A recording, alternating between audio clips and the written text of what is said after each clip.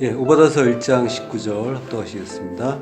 그들이 네겝과 에서의 산과 평지와 블레셋을 얻을 것이요 또 그들이 에브라임의 들과 사마리의 들을 얻을 것이며 베냐민은 길르앗을 얻을 것이며.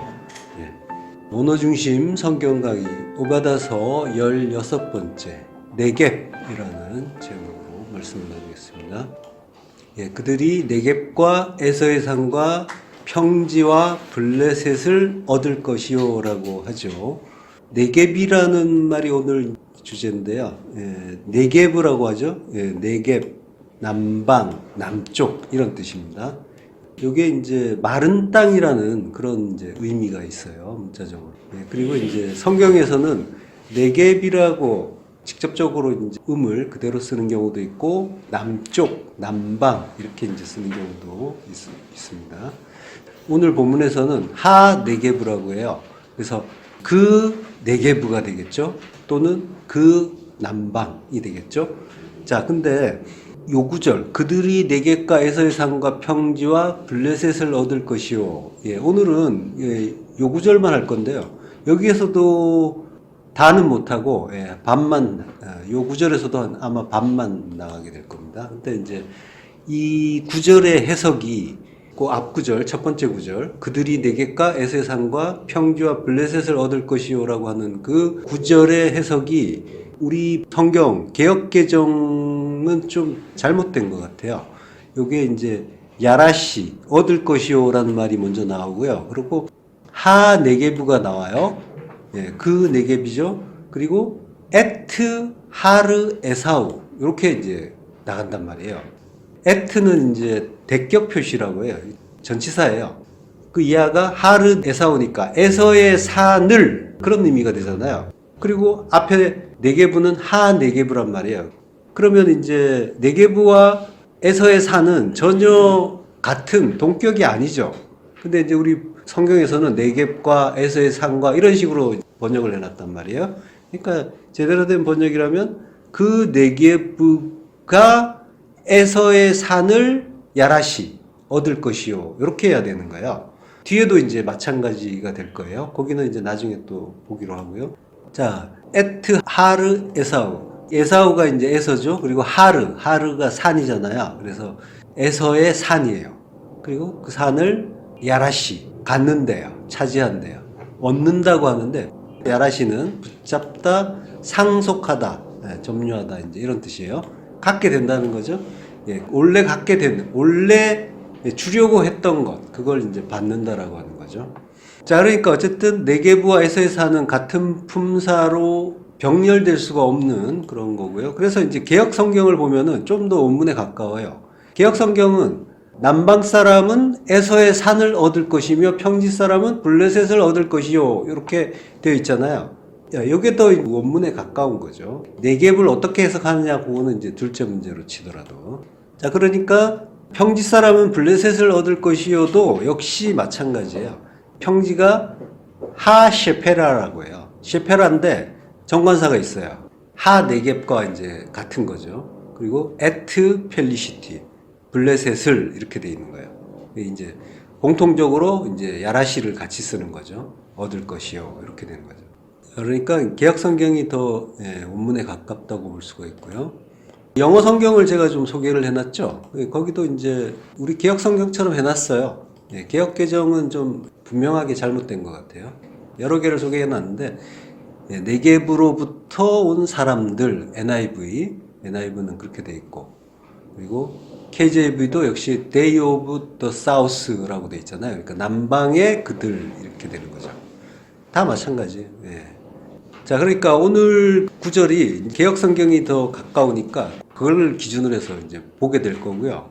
그리고 이제 개역 성경을 가지고 보게 되면은 그러면 개역 성경에서는 남방 사람, 평지 사람이라고 했는데 이렇게 볼 수가 있는 건지, 그렇다면은 그들은 또 누군지 이제 그런 것도 좀 알아봐야겠죠. 자, 처음부터 한번 차근차근 보겠습니다. 자, 네겝은 에서의 산을 얻을 것이다 라고 했어요. 그래서 이제 남방 사람이라고 개역 성경은 돼 있지만 일단은 유보하자고요. 그래서 네겝 원문을 그대로 써서 하 네게부, 그 네게부는 에서의 산을 얻을 것이다 라고 하는 거예요. 자, 사사기 1장 8절. 유다 자손이 예루살렘을 쳐서 점령하여 칼날로 치고 그 성을 불살랐으며 그 후에 유다 자손이 내려가서 산지와 남방과 평지에 거주하는 가나안 족속과 싸웠고 유다가 또 가서 헤브론에 거주하는 가나안 족속을 쳐서 세세와 아히만과 달메를 죽였더라. 헤브론의 본 이름은 기럇 아르바였더라. 예. 자, 산지와 남방과 평지라는 말이 나오죠. 하르, 그리고 네게브, 그리고 셰페라가 이제 그대로 나와요. 유다 자손이 예루살렘을 쳐서 점령하여 칼날로 치고 그 성을 불살랐다라고 하죠. 유다 자손이라고 해요. 자, 이 전쟁을 지금 이제 가나안 정복 전쟁을 하는데 이 전쟁을 우리는 이제 항상 내 안의 일로 보자고 했잖아요. 성경의 사건들은 내 안의 일로 보자고 했으니까 전쟁도 역시 내 안에서 일어나는 일이에요. 이걸 이제 내 안의 일로 본다면은 유다 자손은 유다 지파의 사자로 오시는 주님이면서 주님의 말씀이라고도 할 수 있어요. 그러니까 주님의 말씀이 예루살렘 그 성을 치고 불사르는데 그 예루살렘은 나잖아요. 나를 칼날이에요. 지난 시간에 했죠? 페헤레브라고 했잖아요. 칼의 입이에요. 칼의 입. 말씀의 칼이라고 했잖아요. 말씀의 칼로 치고 불로 살랐다라고 했죠. 지난 시간에 불은 성령이라고 했죠. 불 살랐다라고 했는데 살랐다는 말, 불은 이제 애시예요. 살랐다는 말은 살라흐예요. 살라흐의 뜻은 보내다라는 뜻이에요. 보내다, 쫓아내다. 그러니까 불을 보냈다는 거죠. 불은 성령이라고 했어요. 그러니까 성령을 보냈다. 그것도 강제적으로 보낸 거죠. 쫓아내다시피. 그러니까 하나님이 어떤 의도적인 뜻에 의해서 보냈다라고 하는 거죠. 자, 불을 보냈어요. 성령을 보냈어요. 자, 그러니까 구원의 서정이 그대로 나타나고 있는 거죠. 말씀으로. 말씀의 칼로 치고 성령을 보내고 이런 것들이 성경 계속 이제 이런 식으로 반복해서 보여주시지만 사사기 이제도 그대로 나오고 있는 거예요. 지금 단순히 유다 자손이 가나안 족속을 쳐서 멸망시키고 가나안 땅을 정복하는 역사적인 사건을 기록하는 구절 같지만 그래서 이런 구절을 볼 때 마음속으로 우리는 이스라엘을 응원했잖아요. 그리고 그들이 이겨서 그 악당들이 패망하고 진멸될 때마다 통쾌하면서 이스라엘을 승리하게 하시는 하나님을 찬양했었단 말이에요. 그리고 나서 우리도 힘을 얻는 거죠. 우리도 나가서 싸우자. 싸우면 이길 수 있다. 정복할 수 있다. 이렇게 힘을 냈잖아요. 세상은 우리의 밥이다. 이러면서. 그렇지만 알고 보면은 패망하고 진멸하는 악당들이 바로 나란 말이죠. 예, 모든 건 그 하나님이 자기 백성에게 복음을 가르쳐 주는 일이란 말이에요. 우리는 그걸 계속 확인하고 있잖아요. 악당들이 저주를 받고 진멸당하는 것 같지만 그건 다 가르쳐서 돌아오게 하시는 구원의 사역이었단 말이죠. 예, 우리의 밥이라고 할 때도 그 밥이란 말이 레헴이에요. 레헴, 양식이란 말이에요. 우리의 양식이다. 예. 양식은 뭐라고 했어요? 예, 지난 시간에 했죠? 예수님이 나의 양식은 나를 보내신 이의 뜻을 행하며 그의 일을 온전히 이루는 이것이다 라고 했잖아요. 하나님의 뜻을 이루는 일이 우리를 쳐서 정복하고 율법의 성이었던 우리를 하나님의 성전으로 만드는 일이란 말이죠. 그게 예수님의 양식이었어요. 자, 유다 자손이 예루살렘을 쳐서 점령하여 라고 할 때 친다는 말이 이것도 라함이에요. 레헴이 양식이고 라함은 먹는다는 뜻이에요. 먹는데 싸우다 전쟁하다는 뜻도 있어요. 그러니까 전쟁의 성격은 이 가나안 정복 전쟁 지금 이제 그걸 보는 거니까 그거의 실상을 이제 직접적으로 알려주는 거지만 성경에서의 전쟁 전북 이런 식이란 말이에요. 전쟁 자체가 영적 전쟁이라는 걸 가르쳐 주는 거예요. 먹는다란 뜻이면서 전쟁하다, 싸우다 이런 뜻이 있단 말이에요. 그러니까 예수님이 나의 양식이다라고 하는 건 내가 너를 먹는데 내가 너와 전쟁한다는 그런 의미도 있는 거예요. 전쟁에서 너를 나의 백성으로 만들어가는 그 과정을 전쟁이라고 또 표현하는 거죠. 자, 그러니까 이 라함이 가나안 정복 전쟁의 실상을 가르쳐주는 아주 키포인트가 되는 단어인 거예요. 라함이라는 말이. 자, 주님이 하나님의 뜻을 온전히 이루기 위해서 가나안 7족인 우리 안에 그 율법과 전쟁을 하시고, 그 전쟁은 우리 안에서 벌어지는 영적 전쟁을 보여주는 시청각 교제인 거란 말이에요. 가나안 정복 전쟁. 그 이스라엘과 가나안 7족 간의 전쟁. 자, 싸워서 사로잡아요. 라카드라고요. 페헤렙으로, 칼의 그 검으로 치고 싸우고 해서 그 성, 이르를 차지하는 거죠. 자, 칼날로 친다라고 할 때는 낙하예요. 낙하라는 단어를 썼어요. 낙하가 반석을 칠 때 쓰는 단어예요. 반석을 친다라는 거는 무생물을 치는 거잖아요. 근데 이제 쳐서 죽인다 막 이런 식으로 표현을 한단 말이에요. 그러니까 단순히 치는 게 아니라 죽일 목적으로 친다라고 하는 그런 의미가 있는 단어인 거예요.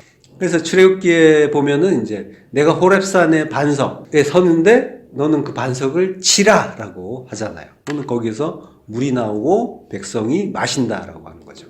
반석은 예수님이고 반석이 깨지고 나오는 물은 예수님의 몸이 죽으시고 성령이 오시는 것, 그걸 이제 예표하는 그런 일이었던 거죠. 자, 사사기 계속 보면요. 그 후에 유다 자손이 내려가서 산지와 남방과 평지에 거주하는 가나안 족속과 싸웠대요. 그 후에 유다 자손이 내려간대요. 내려간다는 말은 야라드예요. 자, 요게 이제 예루살렘을 먼저 쳤으니까, 예루살렘은 이제 가장 높은 곳이니까 거기에서 내려간다라는 그런 의미도 있겠지만, 예루살렘이 가장 높으니까. 근데 주님도 내려간다라고 말씀하세요. 출애굽기 3장 8절, 내가 내려가서, 야라드예요. 그들을 애굽인의 손에서 건져내고 그들을 그 땅에서 인도하여 아름답고 광대한 땅, 젖과 꿀이 흐르는 땅, 곧 가나안 족속, 헷 족속, 아모리 족속, 브리스 족속, 히위 족속, 여부스 족속의 지방에 데려가려 하노라. 예, 여기에 이제 가나안 7족이라고 했는데 6부족만 나왔죠. 여기에 이제 기르기스 족속을 더하면은 이제 가나안 7족이 돼요. 후기 가나안 7족이 되는 거예요. 기르기스 족속이 이제 뒤에 나타나는 그런 족속인데요. 자, 가나안 7족은 우리 안에 있다고 했어요. 자, 내가 내려가서, 주님이 내려가신대요. 내려가서 아름답고 광대한 땅. 자, 아름답다라고 했는데 이거는 토브라는 단어예요. 선한 땅이라는 거예요. 이게 우리 성경 번역처럼 아름답고 광대하고 이런 식의 의미가 아니에요. 선한 의도를 가진 땅이라는 거예요. 하나님의 교육을 위한 땅이니까 선한 땅이죠.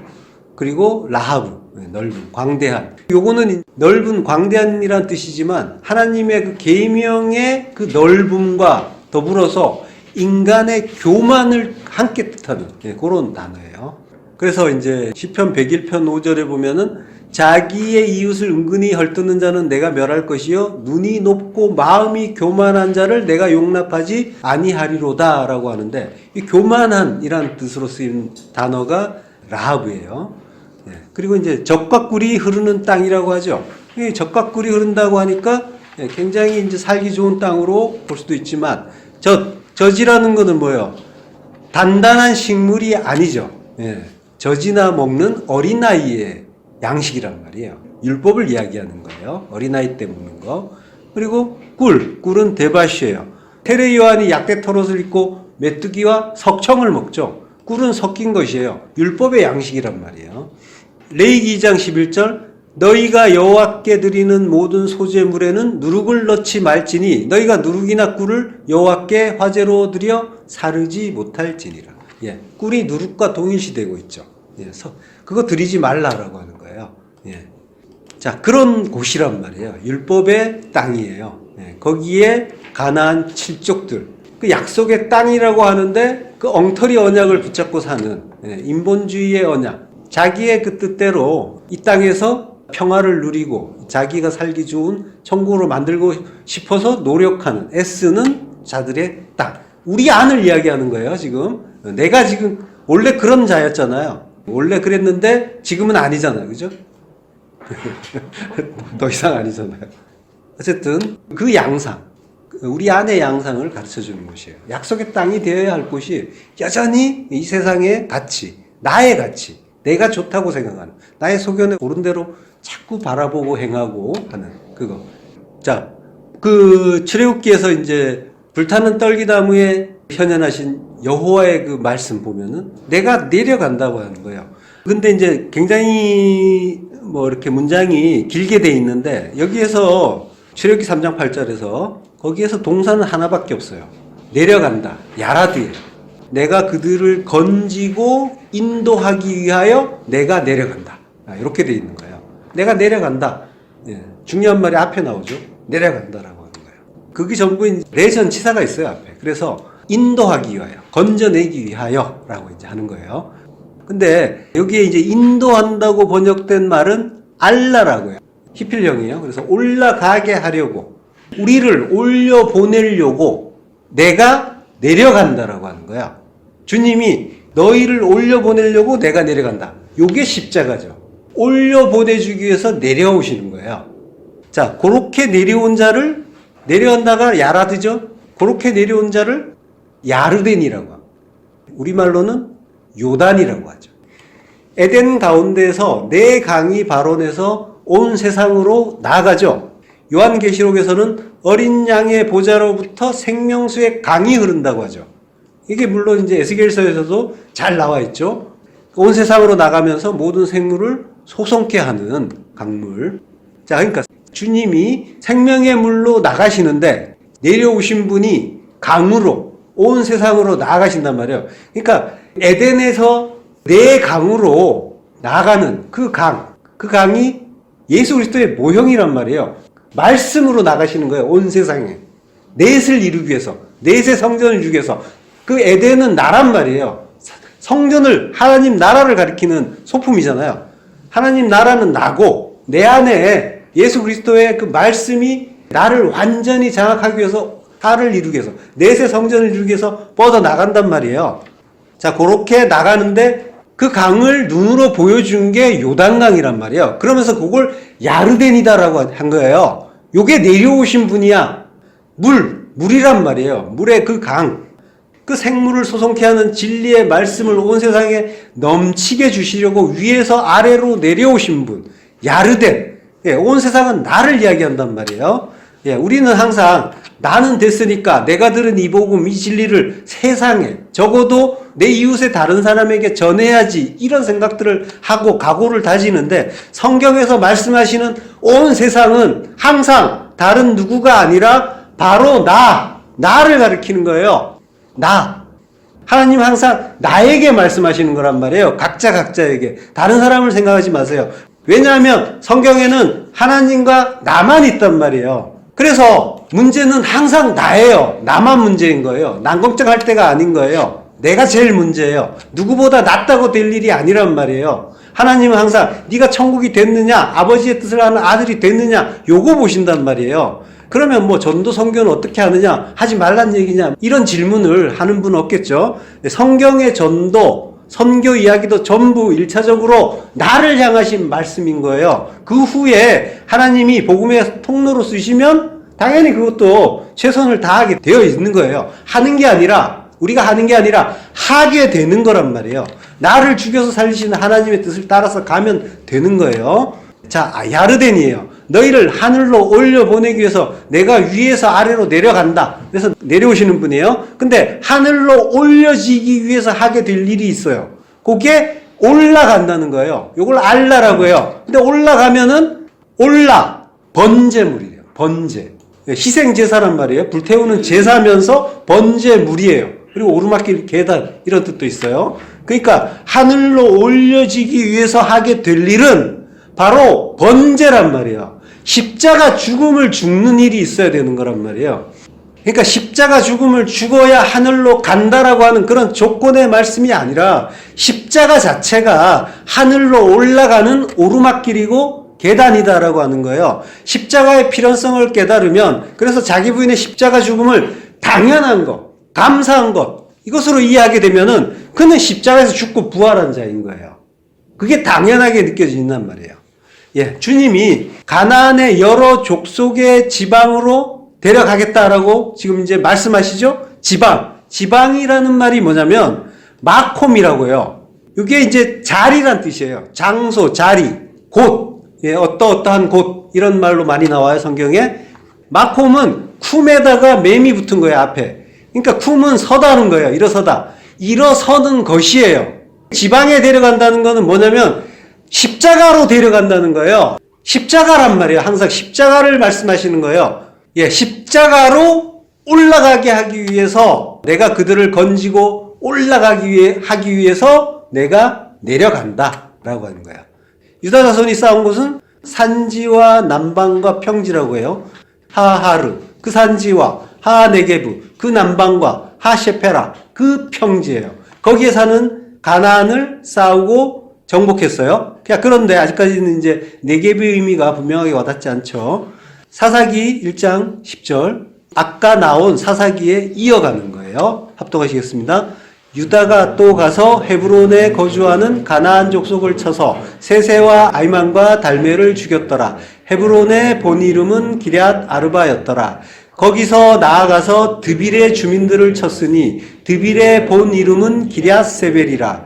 갈렙이 말하기를 기럇 세벨을 쳐서 그것을 점령하는 자에게는 내 딸 악사를 아내로 주리라 하였더니 갈렙의 아우 그나스의 아들인 온니엘이 그것을 점령하였으므로 갈렙이 그의 딸 악사를 그에게 아내로 주었더라. 악사가 출가할 때에 그에게 청하여 자기 아버지에게 밭을 구하자 하고 나귀에서 내림에 갈렙이 묻되 내가 무엇을 원하느냐 하니 이르되 내게 복을 주소서. 아버지께서 나를 남방으로 보내시니 샘물도 내게 주소서 하매 갈렙이 윗샘과 아랫샘을 그에게 주었더라.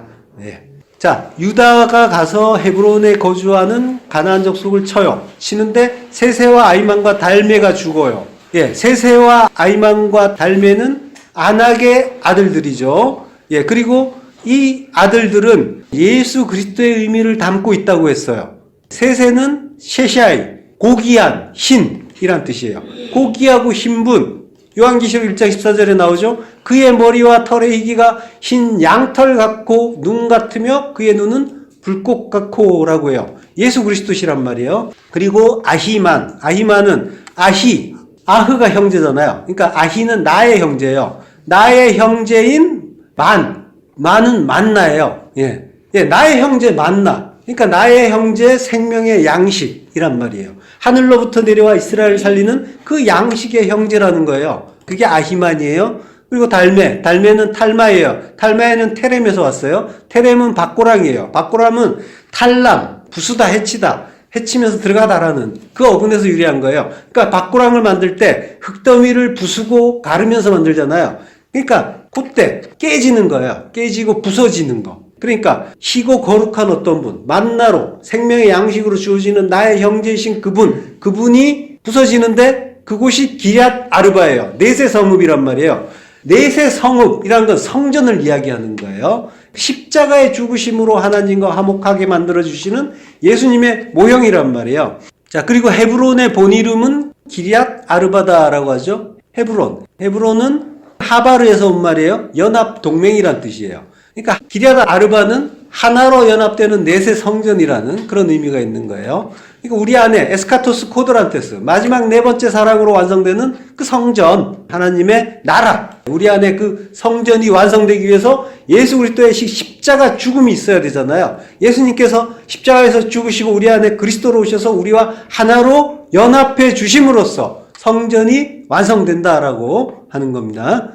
자, 그리고 거기서 나아가서 드빌의 주민들을 친대요. 드빌은 데비르예요. 데비르는 다바르와 같은 말이에요. 글자가. 데비르는 이제 드빌이라는 도시인데 다바르는 말씀이에요. 그리고 드빌은 기럇 세벨의 본 이름이라고 해요. 근데 기럇 세벨은 우리 그 스트롱 코드 사전을 보면 키르아트 산나라고 해요. 키르아트는 성읍이죠. 기럇 아르바 할 때 같은 거죠. 근데 산나라는 말을 써요. 요거는 세벨하고 다른 글자예요. 다른 글자인데 완전히 잘못된 건 아니고 또 여호수아서에서는 드빌을 기럇 산나라고 해요. 여호수아 15장 49절에 있죠. 기럇 산나 곧 드빌. 그러니까 기럇 산나와 기럇 세벨은 같은 곳이에요. 그래서 이제 스트롱 코드에서 글자는 다르지만 기럇 세배를 가리키는 말로 나와요. 근데 이 산나라는 말은 사전에 잘 안 나와요. 같은 글자로는 세네라는 말이 있는데 이게 가시덤불이에요.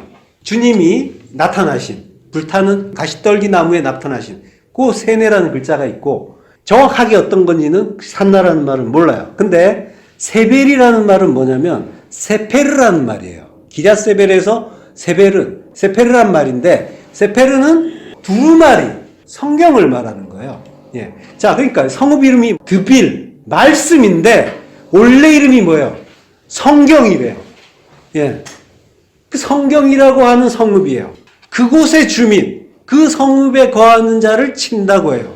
그러니까 뭐예요? 성경 말씀을 바르게 깨닫지 못하고 구약에 머무는 우리를 친다고 하시는 거예요.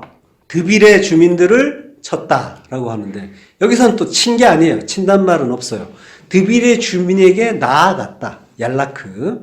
예.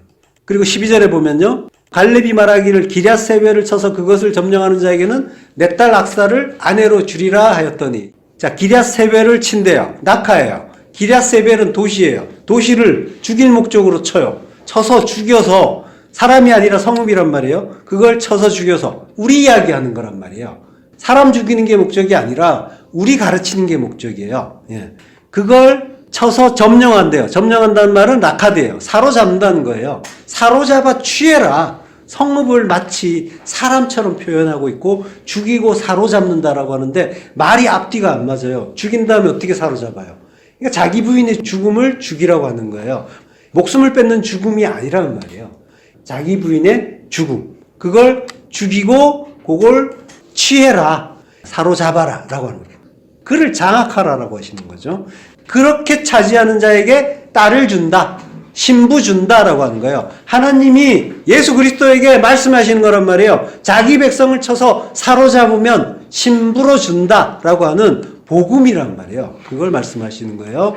13절에 보면 갈렙이하고 그나스의 아들 온니엘이 그것을 점령하죠. 온니엘, 하나님이 나의 힘이시다 하는 예수 그리스도, 하나님만 믿고 따르는 순종하는 그 하나님의 사람이 쳐서 점령을 하고 그러고 그 신부를 맞이하게 되는 거죠. 근데 악사가 이제 출가하는데 자기 아버지에게 밭을 구하자 하고 나귀에서 내림에 갈렙이 묻되 너에게 내가 무엇을 원하냐니 뭘 달라고 하냐면 샘물을 달라고 하죠.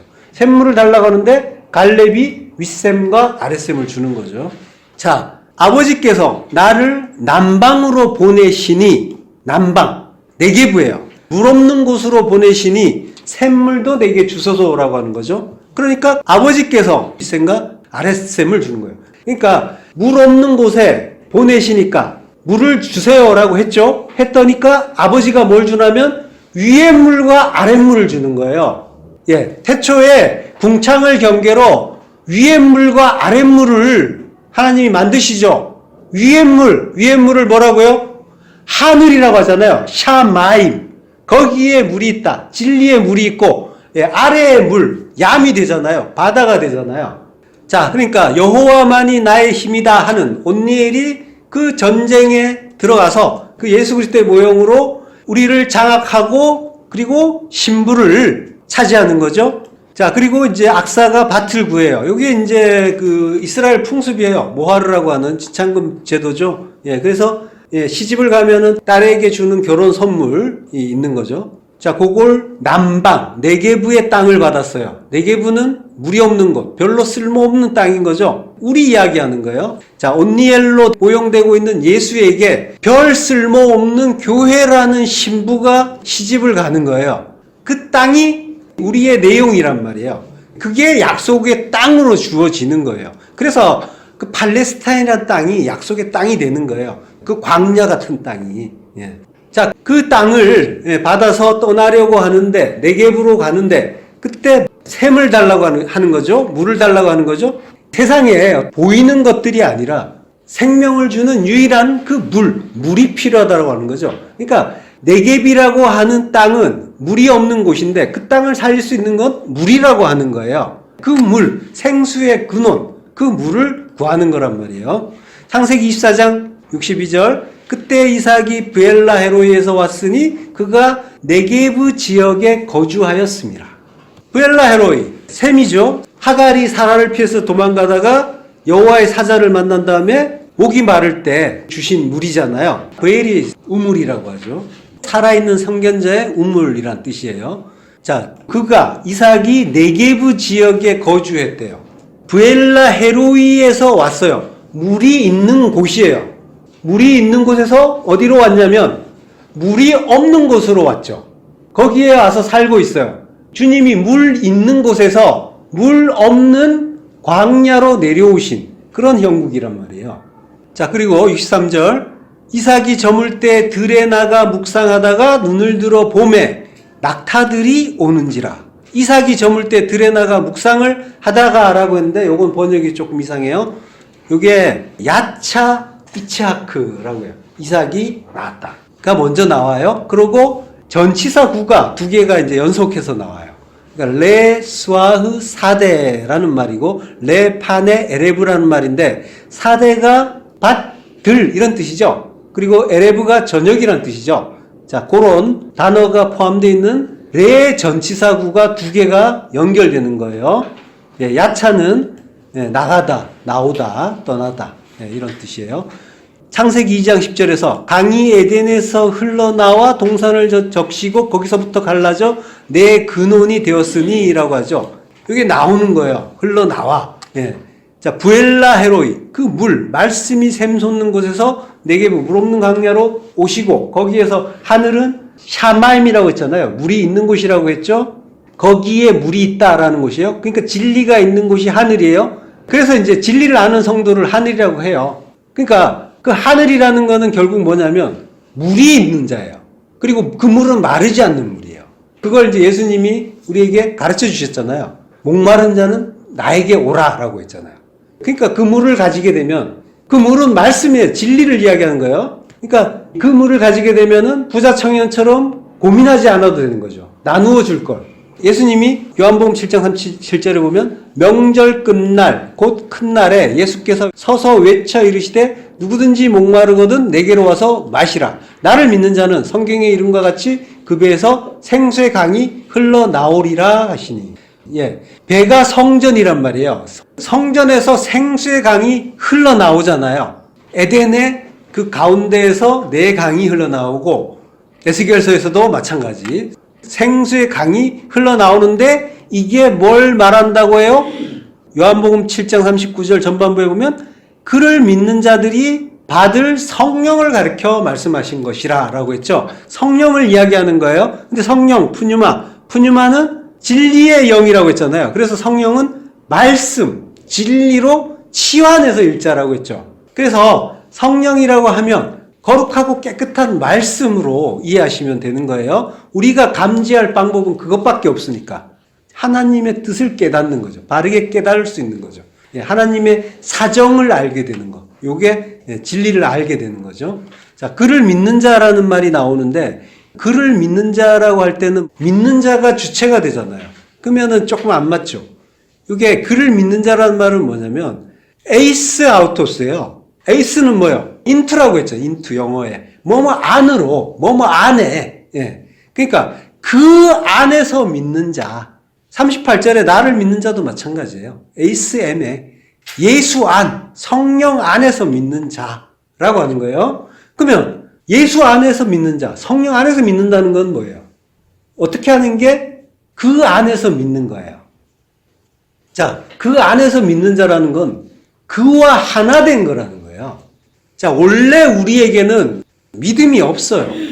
믿음이 있다고 오해하시면 안 돼요. 성경에서 믿으면 또는 믿는 자는 이런 조건문 같은 표현이 많이 나오는데 믿는다는 거는 우리가 할 수 있는 일이 아니란 말이에요. 믿음은 우리 게 아니란 말이에요. 그래서 우리에게 가끔 믿음 있는 것처럼 보이다가 금방 믿음 없는 자처럼 평강이 깨지는 모습이 보이는 거란 말이에요. 우리의 결론은 믿음 없음을 확인하는 거예요. 확인하고 분명히 깨닫고 고백하는 거예요. 그리고 믿음이신 주님을 의지하는 거예요. 예. 결론은 우리에게 믿음이 있는 게 전혀 아니란 말이에요. 그래서 우리의 기도는 어찌하여 내가 믿음이 없느냐라고 하시는 주님의 책망을 들으면서 저의 믿음 없음을 불쌍히 여겨 주소서라고 하는 그 말이 기도가 되는 거란 말이죠. 그래서 성도는 자랑할 것이 전혀 없는 거예요. 오직 믿음의 주이신 주님을 의지해야만 살 수 있는 존재인 거란 말이에요. 요게 주 안에서, 성령 안에서의 의미인 거예요. 예, 주님과 하나가 되면 믿음이신 주님으로 인해서 믿는 자가 되는 거예요. 그런데 주님과 하나 된다는 건 십자가에서만 이룰 수 있는 일이란 말이에요. 그래서 십자가에서 자기 부인의 죽음을 죽지 않은 자에게는 믿음도 없는 거예요. 그러니까 믿음 없는 자는 그 믿음 없는 자, 죽지 못해서 아직 믿음 없는 자는 그리스도의 사람, 크리스천이 아닌 거예요. 자기 부인의 그 십자가 죽음을 죽지 않은 자는 예수 그리스도와 관계가 없는 거예요. 우리의 신앙을 보면 믿는다 그리고 내가 기독교인이다 하면서도 자기 부인의 십자가 죽음과는 거리가 먼 엉터리 신앙이 많이 있단 말이에요. 머리로만 하는 거예요. 잘 돌아보시란 말이에요. 십자가 죽음, 귀에 딱지가 않도록 따갑게 들어가지고 당연히 죽어야지 머리로 안단 말이에요. 근데 그 죽음이 내 안에서 실제화되는 건 별개의 문제로 취급해요. 그게 정말 내 안에서 실제화가 되고 있냔 말이에요. 성경의 지식과 진리는 차곡차곡 많이 쌓여 있는데 여전히 싫은 것, 꺼리는 것, 마음에 안 드는 것, 미운 것 이런 것들이 여전히 남아있고 그걸 당연하게 여긴다니까요. 이게 당연하면 안 되는 거예요.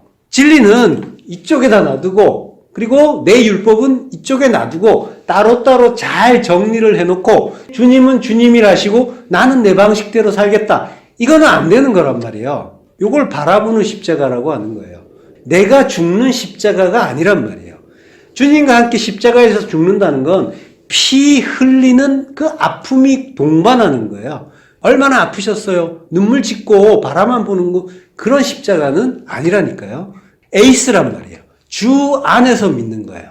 그거는 자기를 부인하고 자기 십자가를 들고 가서 골고다에서 주님과 함께 죽는 거란 말이에요. 물론 그걸 해야 된다라고 말하는 것도 아니에요. 예, 그러면 또 다른 율법이 되는 거예요. 그걸 할 수 있는 능력도 없다는 건 분명하잖아요. 다만 돌아보자고 하는 거예요.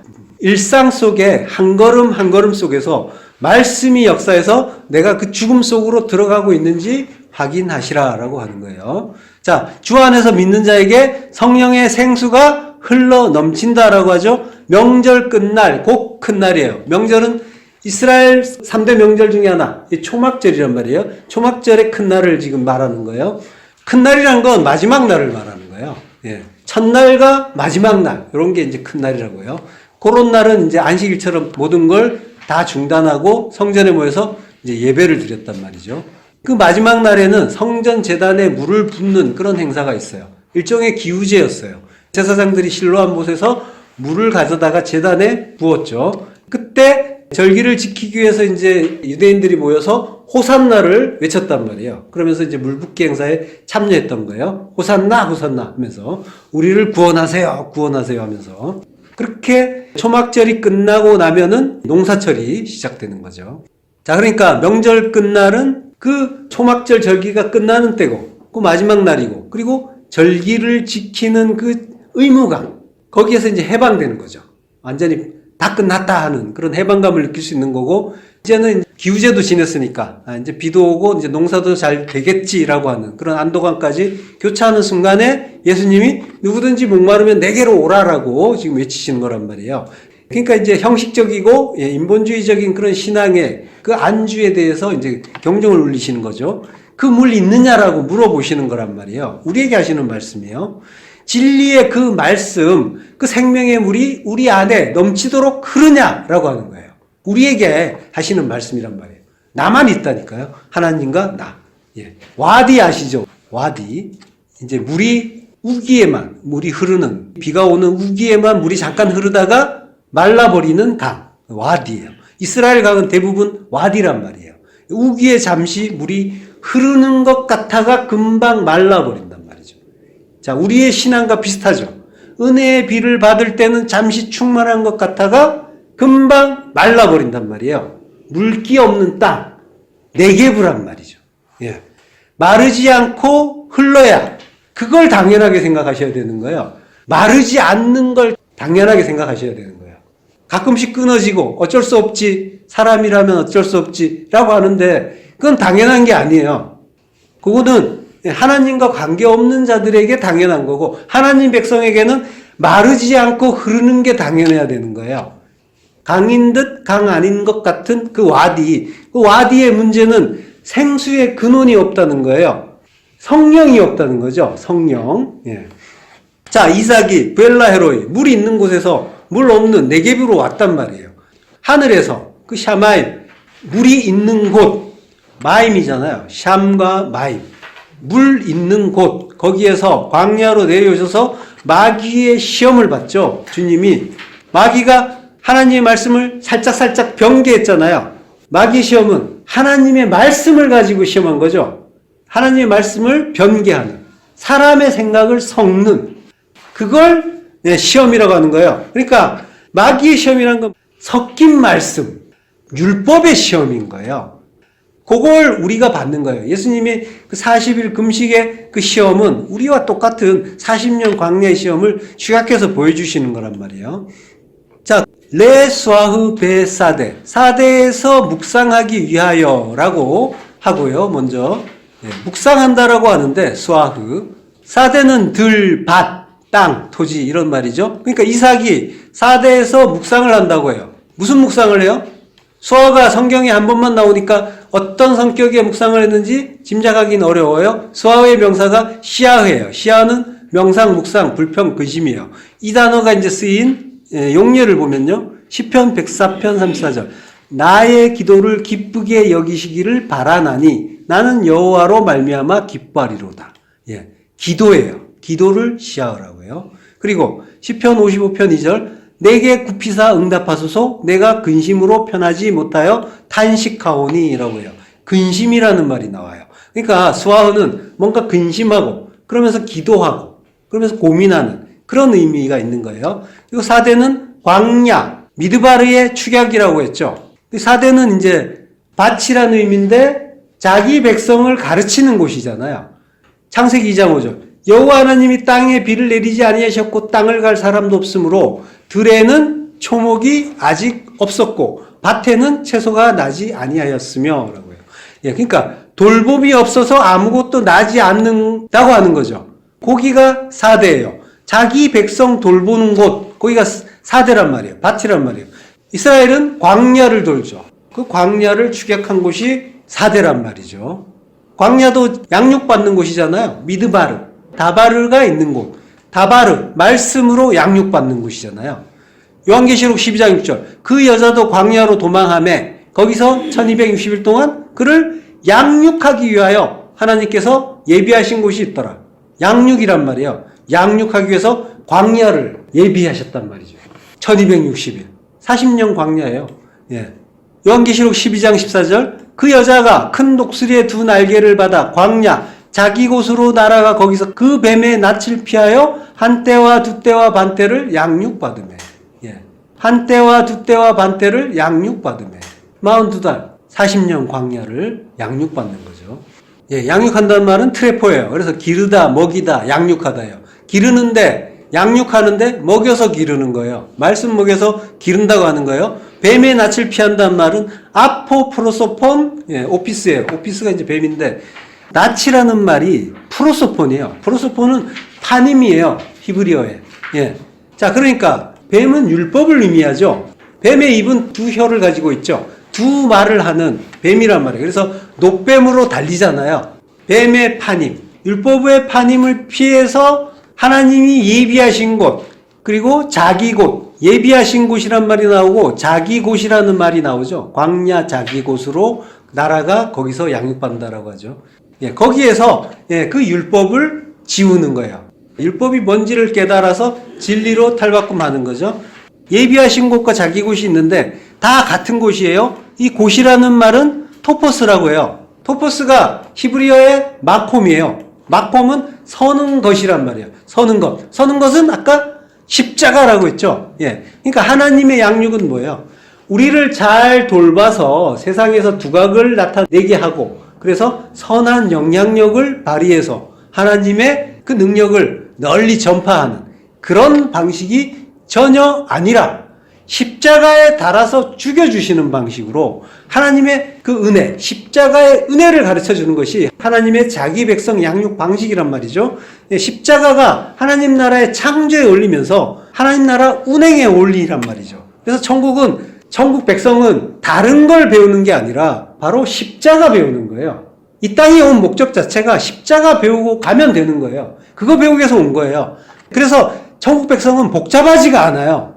막 분주하고 혼란스럽고 이렇지가 않단 말이에요. 전부 하나하나가 십자가라는 걸 알기 때문에 하나님이 어떻게 나를 죽여 가시는가 거기에 집중하는 거예요. 단순하단 말이에요. 모든 게 십자가로 결론이 나기 때문에 괴롭지가 않고 혼란스럽지가 않고 하루하루 즐겁게 죽어가는 존재인 거예요.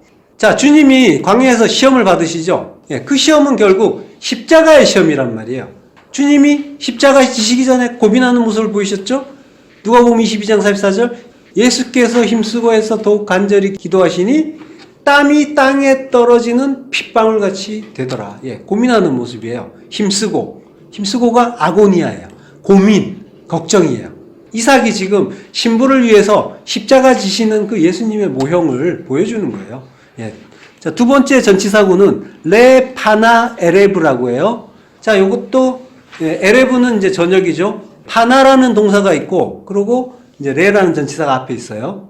파나가 돌이키다, 되돌리는 걸 이야기해요. 그리고 쫓아버리다, 뭐 이런 의미가 있어요. 자, 요걸 우리 성경에서 저물대라고 번역을 한 거예요. 네, 저물대라고 했는데 전혀 저물대가 아니고 뭐뭐 하기 위하여 이렇게 전치사구가 두 개가 나열되어 있단 말이에요. 그러니까 지금 레파나 에레브에서 이제 파나를 먼저 알아야겠죠. 다른 건 다 됐으니까 파나는 돌이킨다, 쫓아버린다는 뜻이라고 했어요. 그러니까 파나는 단순히 떼라고 하는 거는 적절하지가 않단 말이에요. 명사도 아니고 동사란 말이에요. 돌이키기 위하여, 쫓아버리기 위하여 이렇게 되는 거죠. 굳이 떼라고 하려고 했다면은 다른 말도 있어요. 에트라는 말도 있어요. 이 에트란 말 제가 보여드렸죠. 에트가 시간, 기간, 정해진 때. 때라고 쓰는 말이 있어요. 히브리어에. 그러니까 이게 전혀 때라는 뜻이 아니란 말이에요. 여기서는. 그러니까 파나의 원래 의미를 살려서 해석을 한다면 레 전치사, 무엇을 위하여니까 저녁을 돌이키기 위하여 또는 저녁을 쫓아버리기 위하여 이렇게 되겠죠. 그걸 위해서 이삭이 야차했다, 나왔다라고 하는 거예요. 예. 자, 에레브는 저녁이에요. 저녁은 빛이 없는 어둠의 때죠. 우리의 어둠을 쫓아내기 위하여 빛이신 그분이 하늘에서 오셨다라고 하는 거예요. 그리고 들에 나가가 이제 야차인데 여기에 이스라엘이 출애굽할 때도 이제 야차란 말을 쓰잖아요. 창세기 15장 14절 그들이 섬긴 나라를 내가 징벌할지며 그 후에 내 자손이 큰 재물을 이끌고 나오리라. 나온단 말이 야차죠.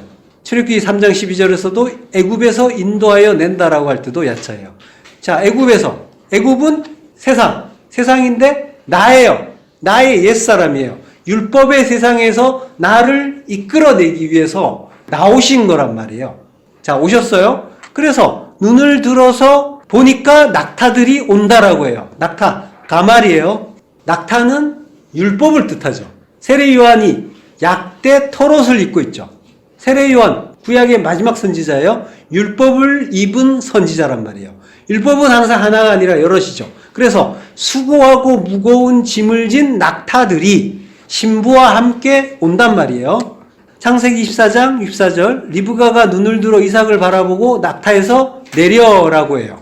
그리고 종에게 말해요. 들에서 배회하다가 우리에게로 마주오는 자가 누구냐? 종이 이르되 이는 내 주인이니이다.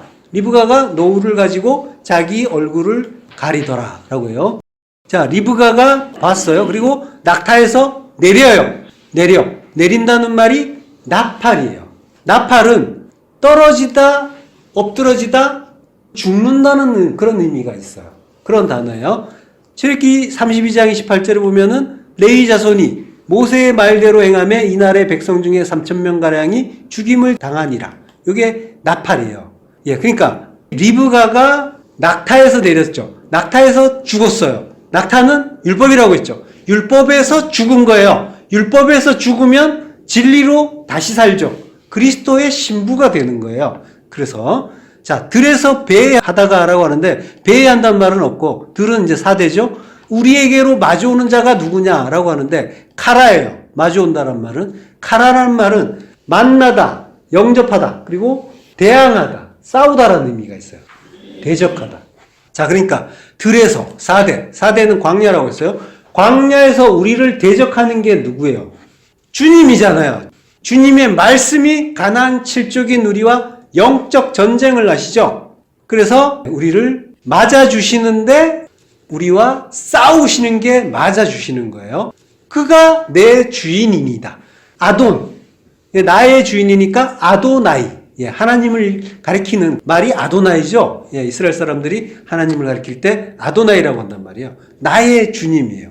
자, 물이 있는 곳, 샤마이, 하늘에서 물 없는 그 네겝으로 내려오셔서 물 없는 그 네겝들을 물된 동산으로 만들어주시는 것. 이게 구원이죠. 예, 리브가가 노울을 가지고 자기 얼굴을 가려요. 노울을 가지고 자기 얼굴을 가리는데 카사라고 해요. 자기 얼굴을 가리다라 하는데 얼굴이란 말은 없어요. 한마디로 카사예요. 예, 자기를 덮더라, 숨기더라, 감추더라요. 덮는 거예요. 창세기 7장 19절. 물이 땅에 더욱 넘침에 천하의 높은 산이 다 잠겼더니, 예, 높은 산이 잠겨요. 높은 산은 교만한 산을 말하는 거예요. 교만한 산, 에서의 산이란 말이에요. 에서의 산이 다 잠긴 모습이죠. 물에 잠겼어요. 말씀에 잠긴 거예요. 물이 땅에 더욱 넘침에, 마임은 말씀이고 진리잖아요. 그게 땅에, 에레츠예요. 에레츠, 땅 위에 또는 땅에 대적하여라는 그런 의미예요. 알이라는 전치사가 땅에 대하여 땅 위로 더욱 메오드가 두 번 반복돼요. 매우 넘침에. 넘친다는 말은 가바르예요. 강하다, 이기다, 우세하다. 예, 매우 이김에 말씀이 우리를 이기고 완전히 장악하더라. 요게 구원이란 말이죠. 산이 물에 잠기면 산은 죽은 것처럼 보이죠. 그렇지만 그렇게 말씀에 장악되어 버리면 자기를 잃은 자는 도리어 구원을 얻게 되는 거죠. 그리고 그리스도의 신부가 되는 거죠. 창세기 24장 17절 전반부. 이삭이 리브가를 인도하여 그의 어머니 사라의 장막으로 들이고 그를 맞이하여 아내로 삼고 사랑하였으니, 예, 아내로 맞이하고 사랑한다라고 하는 거예요. 이삭이 리브가를 인도해서 어디로 데려가요? 어머니의 장막으로 거룩한 성령의 전이 됐다라고 하는 거예요. 그러면 그분의 사랑을 받는 그리스도의 순결한 신부가 되는 거예요. 그 샤마임, 그 물이 있는 곳에서 물 없는 곳, 네겝에 오셔서 목마른 우리 네겝들에게 마르지 않는 생명의 물을 주시고 영원의 그 사랑 주시는 그 신랑, 영원히 찬송하는 신부 되시길 축원합니다. 기도하겠습니다. 하나님 은혜를 감사합니다. 전에는 물이 없어 말라 죽어가면서도 내가 목마른 자라는 걸 알지도 못했는데 어두운 저녁에서 불러내어 그리스도의 신부로 삼아주시니 감사합니다. 하늘에서 내려오신 그 신랑의 은혜와 그 사랑만 찬송하길 간절히 소망합니다. 예수 그리스도 이름으로 기도했습니다. 아멘.